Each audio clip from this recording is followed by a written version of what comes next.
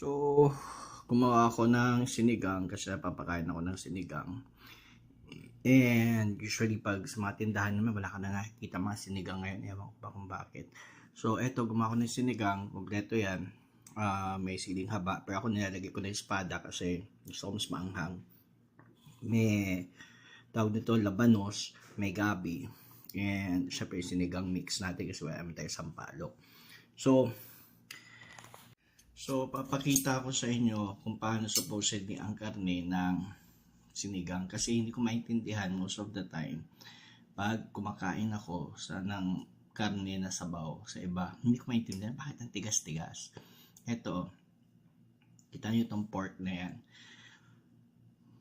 Pag tinusok mo yung, tawag nito yung fork, nahuhulog siya. Dapat ganun supposedly, oh. Ayan, oh. Ganun dapat kalambot yung karne, pati yung laman. Para, pag kumain ka, nagsiseparate siya ng dire-diretso. Yan o. Hindi ko maintindihan yung iba pag nagluto, ba't ang tigas-tigas? Actually, binawasan ko na nga itong yung tawag dito, yung cooking time dito, para hindi naman malambot yung karne. Or yung naghihiwalay yung laman. Pero, actually, mas masarap din yun eh. Pero ito, katulad dito, itong taba.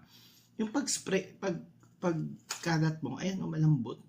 Hindi yung para kang naghihiwa ng, tawag nito, para kang naghihiwa ng hilaw na karne.